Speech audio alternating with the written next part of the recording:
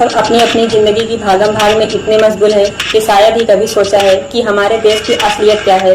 कुछ लोग कहते हैं नेताओं की गलती नहीं है, जनता ही पागल है। पर क्या सच में ये ठीक है? सोचिए, हमारे देश के सांसद में 543 सांसद हैं, जिसमें से करीब 250 पर आपराधिक मामले चल रहे हैं। हत्या, बलात्कार जैसे संगीन आरोपों वाले सांसद लगभग 170 से भी ज्यादा हैं। कुछ नेताओं पर अपहरण का केस है। करीब 15 सांसदों पर महिलाओं के खिलाफ जहरीले अपराध दर्ज हैं। यह मामला सिर्फ एक दो पार्टियों तक सीमित नहीं है, बल्कि लगभग हर पार्टियों में ऐसे नेताओं की भरमार है। और हम यहाँ विश्व गुरु बनने की बात कर रहे हैं, राम राज्य के दावे करते हैं, पर असलियत में तो सब उल्टा पुल्टा है। और अब सोचिए, जब बात आती है हमारी अपनी जनता की तबाही की, तब क्या होता है। पिछले दिनों अफगानिस्तान में जब भूकंप आया तो भारत सरकार ने तुरंत सहायता भेजी, लेकिन क्या आपने कभी सुना है कि जब बिहार में भीषण बाढ़ आई थी तब वहाँ भी ऐसे ही मदद क्यों नहीं मिली? बिहार में इतनी जबरदस्त बाढ़ आई कि लोग अपने घर बाहर सब कुछ खो बैठे। हजारों लोग अपने घर छोड़ने को मजबूर हो गए, भूखे प्यासे रातों गुजारने को विवश थे। बाहर इतना पानी भर गया था कि अंधेरे में भी कोई अपने घर को ढूंढ नहीं पा रहा था। माँ बाप ने अपने नन्हे नन्हे बच्चों के सिरों पर गीले कपड़े बांधकर उन्हें गहरी नींद की चादर ओढ़ा दी थी। डर और भूख के बोझ के बीच में सोने की कोशिश करते हुए लाखों लोग मदद के लिए चिल्ला रहे थे, सरकार से गुहार लगा रहे थे, मगर उन तक एक भी राहत का पैकेज नहीं पहुंचा। मीडिया उस पर बाढ़ की कितनी खबर आई, सोशल मीडिया पर कितना कुछ कहा गया। मुझे लगता नहीं है किसी बड़े चैनल ने वहां के हालत दिखाए होंगे, लेकिन अफगानिस्तान की मदद के लिए ट्वीट करने वाले कुछ उस समय सो रहे थे। मुझे याद है बिहार के लोगों की तस्वीरें जब सामने आई तो हर तरफ बस चीख पुकार थी, मगर हमारे दिग्गज नेता धड़ाधड़ अफगानिस्तान की मदद में जुट गए। अपनी जनता की बेबसी देखकर भी चुप रहे। इतना ही नहीं, सिर्फ बिहार ही नहीं, हमारे पड़ोसी पंजाब का भी दर्दनाक यही हाल है। पंजाब में भी इतने भयानक बाढ़ आई कि लोग अपने अपने घर छोड़ने को मजबूर हो गए। लोग भूखे प्यासे मदद के लिए चिल्ला रहे थे, फिर भी सरकार की तरफ से एक भी सहायता का हाथ नहीं पहुंचा। पंजाब के लोग खुद ही एक दूसरे की मदद के लिए खड़े हो गए, लेकिन सरकार खामोश रही। जब हमारे अपने 2-3 राज्य प्राकृतिक आपदा से जूझ रहे हैं तो आप अफगानिस्तान में मदद भेजकर हमें क्या सिखा रहे हैं? क्या यही नहीं कि अपनी ही मिट्टी का पानी बचा पाएं, बिना दूसरों को इंसानियत का पाठ पढ़ा रहे हैं? वो काम जो सरकार को करना चाहिए था वह इंसानियत की ताकत ने किया। जैसे भोजपुरी के सुपरस्टार पवन सिंह ने ट्रक तक राहत सामग्री भेजी और बिहार वाइस नामक जागरूकता अभियान ने बिहार के लोगों की मदद की तस्वीरें व खबरें सबके सामने रखी, लेकिन सरकार कहाँ थी या किसी को पता नहीं चला। वही कहानी पंजाब की भी है। वहाँ के सिंगर, कलाकार और स्थानीय लोग खुद की राहत कार्य कर रहे हैं, लेकिन हमारी सरकार कहीं दिख नहीं रही। अब एक बार अपने आसपास देखें, हमारी सरकार के हर मंत्री को गौर से देखिए, चाहे वित्त मंत्री हो या विदेश मंत्री, पर्यावरण मंत्री हो या शिक्षा मंत्री, किसी ने ऐसा काम नहीं किया जिसे हम सब सच में सराह सकें।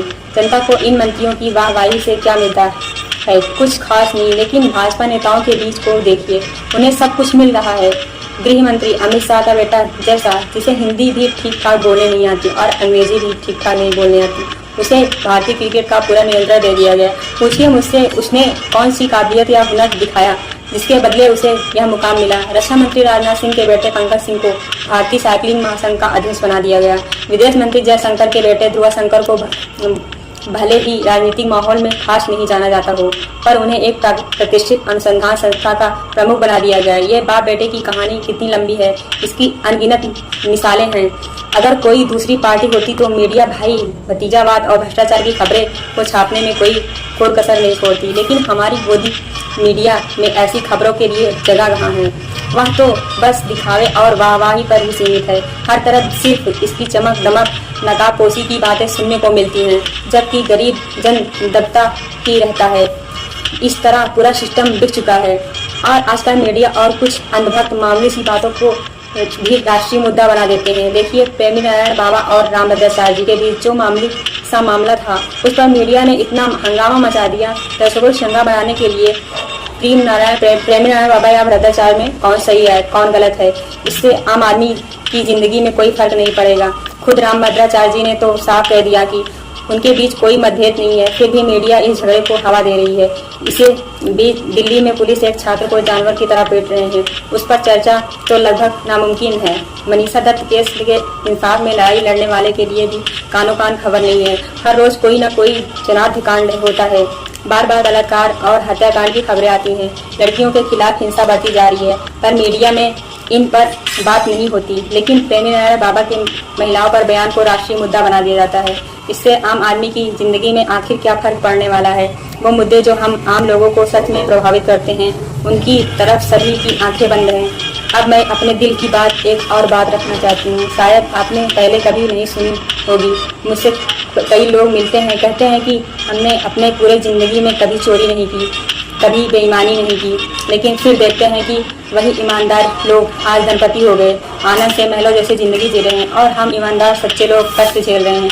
भाई, इस जगत का नियम ही ऐसा है। मैं कहती हूँ, आप सच में उतने ईमानदार नहीं हैं जितना खुद को समझते हैं। अगर सच में ईमानदारी से इतना ज़्यादा सुख मिलने वाला होता तो आपका ईमानदारी आपको महलों में बिठा सकती थी।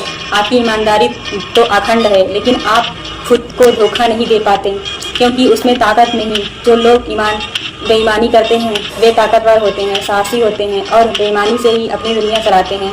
आप बस बैठे सोचते हो मैं ईमानदार हूँ, मैं सही हूँ, लेकिन असल में आप डरपोक हो।